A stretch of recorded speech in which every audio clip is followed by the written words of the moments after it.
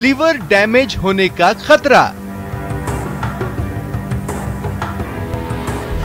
Hepatitis B और hepatitis C patients के लिए कोरोना बेहद खतरनाक।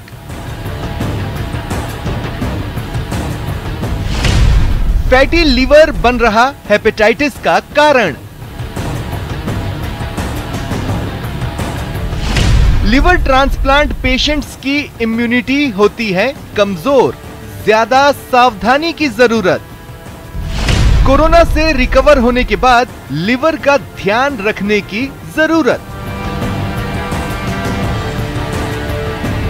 लिवर मजबूत तो शरीर में तेजी से बनेगी एंटीबॉडी।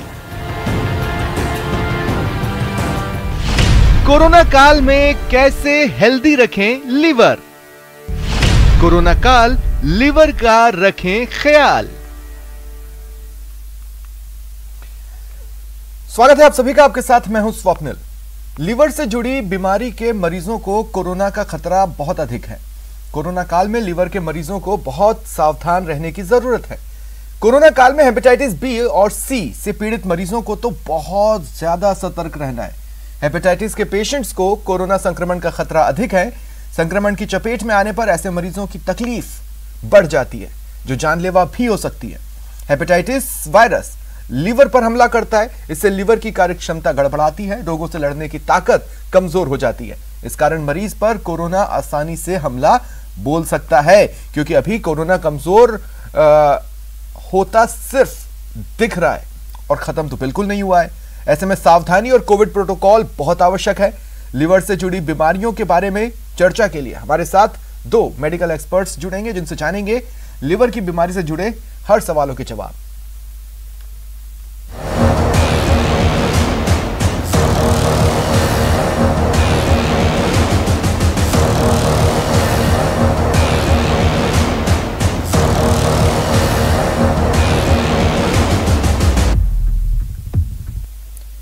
और मेरे साथ जो एक्सपर्ट्स जुड़ रहे हैं, आपको इंट्रोड्यूस करवा देता हूं। डॉक्टर बीर सिंह सहरावत जी सीनियर गैस्ट्रोएंट्रोलॉजिस्ट हैं, और डॉक्टर अमित सांघी जी ये भी गैस्ट्रोएंट्रोलॉजिस्ट हैं। आप दोनों का स्वागत है। डॉक्टर बीर, डॉक्टर अमित, न्यूज़ 18 राजस्थान पर। डॉक्टर बीर, आपसे शुरुआत करना चाहता हूं। डॉक्टर बीर, मैं शुरुआत इस बात से करना चाहता हूं कि देखिए, काफ़ी पहले से एक जोक चला आ रहा था कि एक शराबी बीमार हुआ और वो जब मरणासन अवस्था में था तो उसने भगवान से ये प्रार्थना की कि अगले जन्म में भले ही दांत एक दे देना, लेकिन लिवर 32 देना। यही बता देता है कि लिवर कितना इंपॉर्टेंट है। भले वो तो जोक की बात हो गई, लेकिन अब लिवर भी चपेट में आ रहा है। क्या फाइंडिंग्स हैं अभी तक? हेलो, लीवर पे कोरोना का डायरेक्ट इफेक्ट बोल रहा हूं। जो कोरोना की बीमारी है, ये वैसे तो शरीर में लंग्स को ज्यादा इन्वॉल्व करती है, लेकिन इसके जो बदलाव हैं वो लीवर पे भी आते हैं। और आज लीवर के लिए एक इम्पोर्टेंट दिन है, जो वर्ल्ड हेपेटाइटिस डे है। 28 जुलाई वर्ल्ड हेपेटाइटिस डे मनाया जाता है। इसमें पर्पज इसका दिन का ये है कि वायरल हेपेटाइटिस के प्रति जागरूकता पैदा की जाती है लोगों में। और वायरल हेपेटाइटिस एक ऐसी बीमारी है जो वायरस के संक्रमण से लीवर में सूजन करती है। इसमें जब लीवर इन्फेक्टेड हो जाता है तो इंसान की इम्यूनिटी कमजोर हो जाती है, और कोई भी दूसरी बीमारी शरीर के अंदर ज्यादा दुष्प्रभाव पैदा करती है, उसके परिणाम ज्यादा घातक होते हैं, जिनमें से कोरोना भी एक बीमारी है। तो हम इसको किस रूप में देखें? अव्वल तो वो लोग जो कि पोस्ट कोविड इफेक्ट झेल रहे हैं, उनके लिए, या फिर जो अभी कोरोना संक्रमण में नहीं आए हैं लेकिन लिवर संबंधित बीमारियां हैं, उनके लिए खतरा बना हुआ है, या और भी कोई स्टेज है जिसे हमें फिलहाल अपनी बातचीत में शामिल करना होगा? हाँ, दोनों चीजें हैं। एक तो जो कोरोना के संक्रमण में नहीं आए हैं, वो भी पॉपुलेशन हमारे लिए इम्पोर्टेंट है, क्योंकि एक बार लीवर इफेक्टेड हो गया तो उसके अंदर कोरोना की जो डिजीज है वो ज्यादा इफेक्ट करेगी। जैसे viral hepatitis, hepatitis B, hepatitis C किसी को हुई है, जिससे लीवर में एक सिरोसिस लीवर की बीमारी हो जाती है, लीवर कमजोर हो जाता है, पेट में पानी भर जाता है, बीमारी से लड़ने की इम्यूनिटी कम हो जाती है। तो कोरोना में भी जैसे हमने देखा है कि कोरोना जो ज्यादा मार है वो कम इम्यूनिटी वाले लोगों को करती है, जैसे हमारे शुगर वाले लोग हो गए। उसी तरह लीवर की सिरोसिस जो वायरल हेपेटाइटिस से पैदा होती है, वो भी एक कम इम्यूनिटी की स्थिति है। तो जनरल पॉपुलेशन में जो बचाव की अगर हम बात करें तो अगर हम उनको सिरोसिस होने से बचा सकते हैं, हम उनकी बीमारी का पहले डायग्नोज करके इलाज कर सकते हैं, तो हम उनको दूसरी किसी भी बीमारी जैसे कोरोना के इफेक्ट को कम करने में भी हेल्प मिलेगी। इसके अलावा जिन लोगों को ऑलरेडी बीमारी हो चुकी है या संक्रमण के बाद के किसी कॉम्प्लिकेशन को झेल रहे हैं, उनमें अगर अलग से लीवर की हेपेटाइटिस होती है, लीवर की सूजन होती है, तो उसके भी दुष्परिणाम ज्यादा हैं। तो दोनों ग्रुप्स में हमें इससे प्रॉब्लम है, जिनको बीमारी हो चुकी है या जिनको कभी भी फ्यूचर में बीमारी का अंदेशा है। जैसे हम बात चीजों पर असर डाला है कोविड ने, लंग्स, हार्ट, ब्रेन, और अब हम लीवर पर भी बातचीत कर रहे हैं। डॉक्टर बीर, एक सवाल और मैं आपसे लेना चाहता हूँ। हाल ही में मैंने कुछ न्यूज़पेपर्स में पढ़ा कि जो पोस्ट कोविड इफेक्ट कुछ लोगों में रहा, जिसकी वजह से लीवर में पस जैसी चीज़ें फाइंड की गई, और शुरुआती जो आंकड़े हैं ऐसे मरीजों की संख्या के, वो अलार्मिंग तो हैं। ये क्या स्थिति है? ये स्थिति लीवर, कोरोना एक वायरस इन्फेक्शन है। वो वायरस की वजह से मल्टीपल सिस्टम्स को इन्वॉल्व करता है, और लीवर भी उनमें से एक है। जब कोरोना का प्रकोप बहुत भारी लेवल पे चल रहा था, उस समय भी हमने बहुत सारे ऐसे मरीज ट्रीट करे कि जिनका जो मेन इफेक्ट था वो लीवर में था, और या उनको डाइजेशन में प्रॉब्लम हो रही थी, किसी को दस्त स्टार्ट हो गए तो दस्त रुकने में दिक्कत हो रही थी। तो सांस की बीमारी के अलावा लीवर और गैस्ट्रो में भी उसके काफी इफेक्ट थे। ठीक है, डॉक्टर अमित, मैं आपके पास आ रहा हूं। डॉक्टर अमित, देखिए, मैं कुछ कैटेगरीज में पर्सन्स को देख रहा हूं। एक जो कि पोस्ट कोविड इफेक्ट झेल रहे हैं और उन्हें लीवर की समस्याएं आई हैं। दूसरी कैटेगरी वो जिनको लीवर की समस्या है और ज्यादा सावधान रहने की जरूरत है, जो अभी कोविड-19 के संपर्क में नहीं आए। लेकिन एक और ऐसी कैटेगरी है ऐसे लोगों की जिन्हें ये पता नहीं है कि हो सकता है उन्हें लीवर संबंधित कोई बीमारी हो। तो ऐसे लोग और तेजी से आगे आए, वो किन सिम्टम्स को देखकर ये पता लगा सकते हैं कि उनको लीवर संबंधित बीमारी है? सर, ये आप कोरोना के संपर्क में पूछ रहे हैं, इन जनरल पूछ रहे हैं? मैं इन जनरल पूछ रहा हूं, क्योंकि मैं चाहता हूं कि वो तमाम पेशेंट्स जो लीवर की समस्या से जूझ रहे हैं और कोविड-19 के संपर्क में नहीं आए और ये भी नहीं जानते कि उन्हें लीवर की समस्या है, सबसे पहले तो वो चेत जाएं। देखिए सर, लीवर के साथ में जो सबसे बड़ी प्रॉब्लम है वो ये है कि जब तक उसमें बहुत ज्यादा डैमेज नहीं होता है तब तक उसके सिम्टम्स नहीं आते हैं। नॉर्मली लीवर की समस्या उन लोगों में मिलती है जो अल्कोहल लेते हैं या जिनका वजन उनकी एज की या उनके लंबाई के मुकाबले बहुत ज्यादा होता है, और जिन लोगों के परिवार में हेपेटाइटिस बी या हेपेटाइटिस सी नामक इन्फेक्शन के लोग पहले से प्रेजेंट हैं, उन लोगों में लीवर की प्रॉब्लम होने की दिक्कत ज्यादा रहती है। इसका हम बहुत ही आसान तरीके से जो है डायग्नोसिस कर सकते हैं ब्लड टेस्ट के जरिए। लीवर फंक्शन टेस्ट हर जगह उपलब्ध है। इसमें अगर SGOT SGPT नामक एक टेस्ट होता है, वो अगर बढ़े हुए हैं तो वो बताते हैं कि लीवर में सूजन आ रही है, जिसको हम हेपेटाइटिस कहते हैं। ठीक है। इसके अलावा सिम्टम्स की अगर हम बात करते हैं तो symptoms usually non specific symptoms होते हैं, जिसमें पेट के ऊपरी हिस्से में एक दबाव या दर्द रहता है। अगर लीवर में सूजन ज्यादा है तो उन्हें भूख लगना बंद होती है, उन्हें नौजिया यानी उल्टी करने की इच्छा होती है, उल्टी होने लग जाती है, भूख लगना बिल्कुल कम हो जाता है, और कुछ लोगों में फिर आगे जाके पीलिया डेवलप होता है। तो इन लोगों में इस तरह के जो सिम्टम्स होते हैं, या जो जिनका वेट ज्यादा है, अल्कोहल ले रहे हैं, या पहले से हेपेटाइटिस बी हेपेटाइटिस सी नामक इन्फेक्शन से ग्रसित है, तो इन लोगों को अपना ज्यादा ख्याल रखने की जरूरत है। ठीक है। अगर मैं अब दूसरी कैटेगरी पे भी बात कर लेता हूं, वो जिन्हें लीवर की समस्या है, जो मेडिकेशन पर हैं और एक स्ट्रिक्ट लाइफ को फॉलो कर रहे हैं। देखिए, वो कोविड-19 के संपर्क में न आए, उसका सबसे अच्छा तरीका तो यह है कि वो ज़्यादा से ज़्यादा घर में रहें, डिस्टेंस के साथ रहें, मास्क पहने। लेकिन अब जैसे मान लीजिए कि दवाई ही लेना है तो वो बाहर निकलेंगे, फार्मेसीज पर जाएंगे, मेडिकल स्टोर्स पर जाएंगे, पर वो बार बार न जाएं। तो कुछ छोटी चीज़ें वो कर सकते हैं कि उनका जो भी मेडिकेशन है डॉक्टर से सुझाव लें और उसका एक स्टॉक अपने पास पहले ही रख ले, ताकि कम से कम निकलना पड़े। इस तरह की कुछ बातें डॉक्टर अमित जो आप बता पाएं। देखिए, लीवर के पेशेंट्स के लिए कोरोना के बचाव के लिए और जो नॉर्मल पेशेंट है उनको कोरोना के बचाव के लिए सेम चीजें हैं। हमें मास्क है, डिस्टेंस है, हैंड वॉशिंग है, हाइजीन है, उनका स्ट्रिक्ट फॉलो करना पड़ेगा हमको। और दूसरा, कुछ मेडिसिन हैं जो हम कोरोना पेशेंट्स में यूज करते हैं, वो लीवर को इफेक्ट करती हैं। तो यूजुअली जो डॉक्टर कोरोना का जो ट्रीटमेंट कर रहे हैं उन्हें इसका पता होता है और उनको वो प्रॉपर डोज में उसका यूज करते हैं। अगर हम पेशेंट को लीवर की प्रॉब्लम है तो फिर रिपीटेड लीवर फंक्शन टेस्ट करा के हम उसमें होने वाली तकलीफ या उसमें होने वाले डैमेज को पहले से पता करके उन मेडिसिन को एडजस्ट कर सकते हैं। पर सबसे इम्पोर्टेंट यही तो क्या है कि क्या वाइस वर्सा भी पॉसिबल है कि ये जो लीवर की जो दवाइयां हैं वो कोविड-19 पर भी इफेक्टिव हो रही हो? हाँ सर, क्या वाइस वर्सा स्थिति भी है, हेपेटाइटिस बी, सी या फिर जो लीवर की दवाइयां हैं, लीवर की बीमारियों से जुड़ी हुई दवाइयां वो कोविड-19 में वर्क कर रही हो? क्या इस बात के चांसेस हैं? सर ये जो आप कहना चाह रहे हैं वो एक इंटरफेरोन है, पैग इंटरफेरोन करके एक ट्रीटमेंट आया है। ये हेपेटाइटिस सी के लिए बहुत ही अच्छा ट्रीटमेंट माना जाता था पहले, पर इसके चूंकि साइड इफेक्ट ज्यादा हैं तो इसको थोड़ा सा अभी यूज करना हमने कम किया है।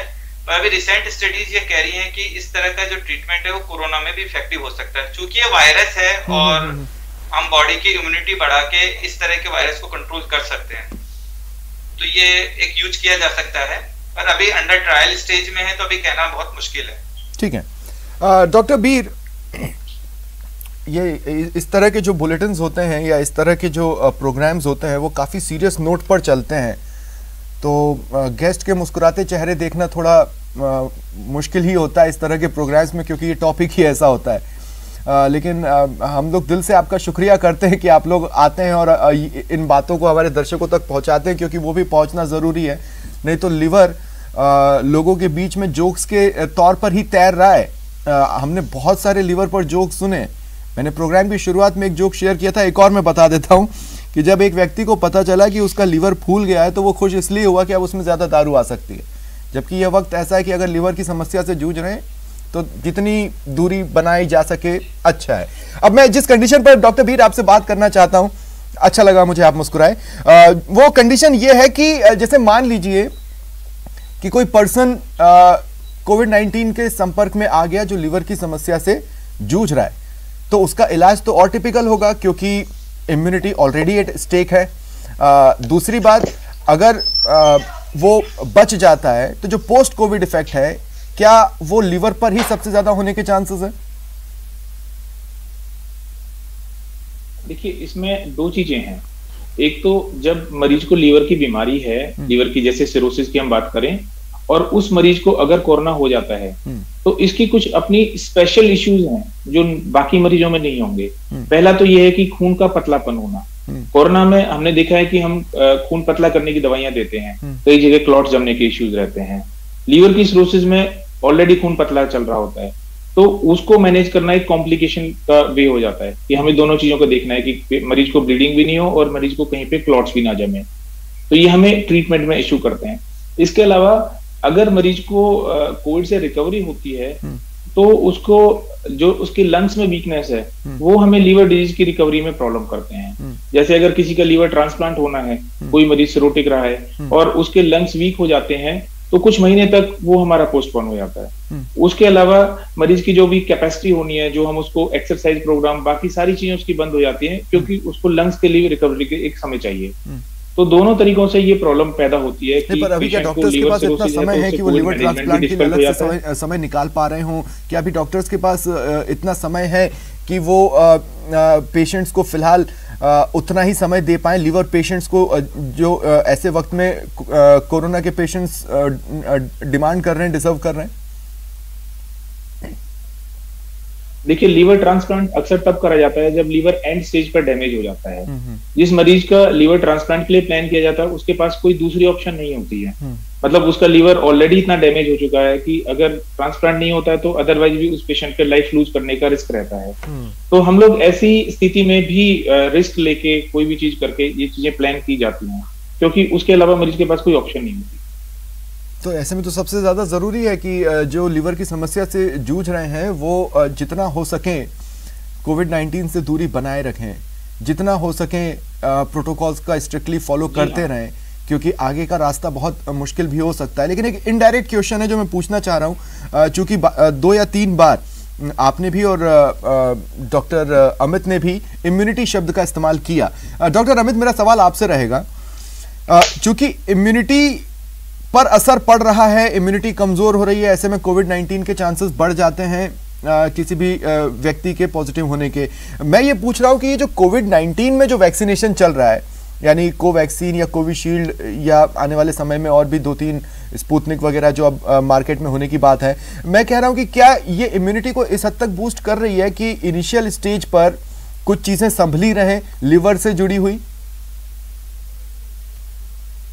सर एज सच तो लिवर से इसका कोई रिलेशन नहीं है, ये तो ओवरऑल बॉडी की इम्यूनिटी को इम्प्रूव करता है और इसमें कोई डाउट नहीं है कि जितने जो हमारे इंडियन ओरिजिन वैक्सीन है वो बहुत इफेक्टिव है और अगर इन्फेक्शन नहीं भी रोक पा रहे तो सीवियर डिजीज को तो एटलीस्ट ये रोक ही पा रहे हैं।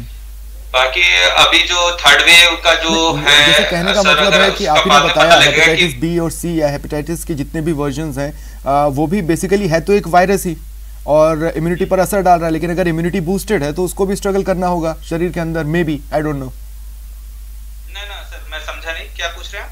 मैं ये कह रहा हूँ कि जैसे हेपेटाइटिस भी तो एक तरह से वायरस ही है, तो मैं ये पूछ रहा हूँ कि अगर कोई हमने जो वैक्सीन ली वो हमारी इम्यूनिटी को बूस्ट कर रही है तो उस वायरस को भी रोकने की कुछ हद तक क्षमता तो शरीर बना सकता होगा। नहीं सर, दोनों अलग अलग चीजें। जो हमारी इम्यूनिटी वैक्सीन एक वायरस स्पेसिफिक होता है।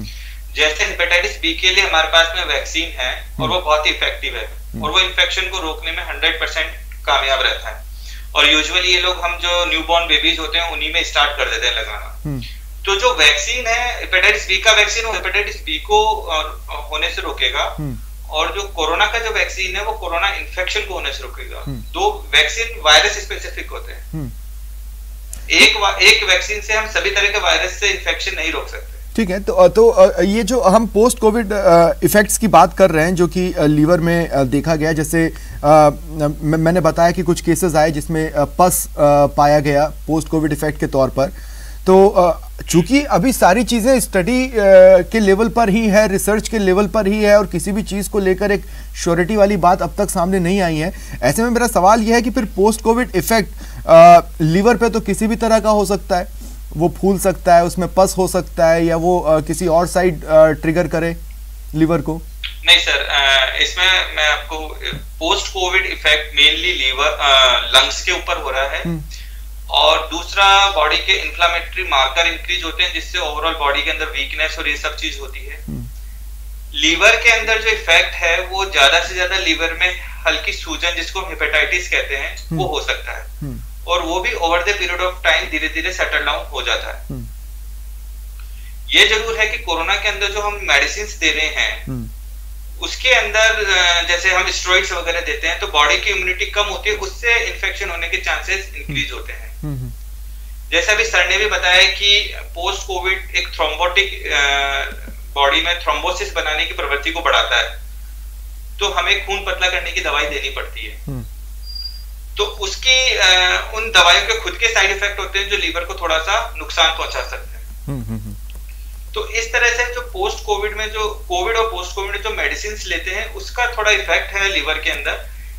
बाकी जो खुद कोरोना की वजह से जो लीवर में इफेक्ट आ रहा है वो बहुत ज्यादा मात्रा में बहुत सीरियस नहीं है। मतलब हमने ऐसे केसेस नहीं देखे कि कोरोना की वजह से लीवर फेलियर हो गया है या उसको डॉक्टर अमित, देखिए हो क्या गया है कि पिछले 1.5-2 साल में, डॉक्टर बीर मैं आपके पास आऊंगा इस बात को कहते हुए कि पिछले 1.5-2 साल में मेडिकल साइंस से जुड़े और बीमारियों से जुड़े और दवाइयों से जुड़े, इंजेक्शन से जुड़े ऐसे ऐसे शब्द आए हैं कि एज एन एंकर जब उसको बोलना पड़ता है तो वो हमारे लिए बहुत मुश्किल हो जाता है, उसको समझना तो हमारे लिए वैसे भी टेढ़ी खीर है। अभी जैसे आप अभी डॉक्टर अमित ने थ्रोम्बोसिस शब्द कहा, ये मेरे लिए एकदम नया है, ये मैंने अब तक सुना नहीं और मुझे लगता है कि हमारे दर्शक भी ये नहीं जानते होंगे। तो डॉक्टर बीर अगर थोड़ा सा आप ये बता पाएं ये थ्रोम्बोसिस को बढ़ाता है, इसका मीनिंग क्या है, उसके बाद फिर मैं अपनी बात कहता हूँ। जी, थ्रोम्बोसिस ब्लड की क्लॉटिंग का एक मैकेनिज्म होता है। जब ब्लड कहीं भी हमारे शरीर में जमता है तो उसको थ्रोम्बस बनता है, एक गाढ़ा क्लॉट। तो थ्रोम्बस मतलब क्लॉट। जैसे ब्रेन में अगर कहीं थ्रोम्बस जमता है, ब्रेन में हम बोलते हैं क्लॉट जम गया, या हार्ट अटैक होता है हम बोलते हैं हार्ट में क्लॉट जम गया, तो वो थ्रोम्बस ही होता है। इसको क्लीन करा जाता है या स्टेंट डाला जाता है। तो थ्रोम्बस एक क्लॉट जमने की स्थिति होती है जिसमें ब्लड गाढ़ा होकर एक जगह जम जाता है। अच्छा, इसमें ना वैक्सीन से रिलेटेड मैं एक सेपरेट पॉइंट डिस्कस कर रहा हूँ कि बहुत सारे पेशेंट्स में ये एंजाइटी रहती है कि क्या लीवर के जो हमारे पेशेंट है सुरक्षित साबूदाना कैसे पहचाने।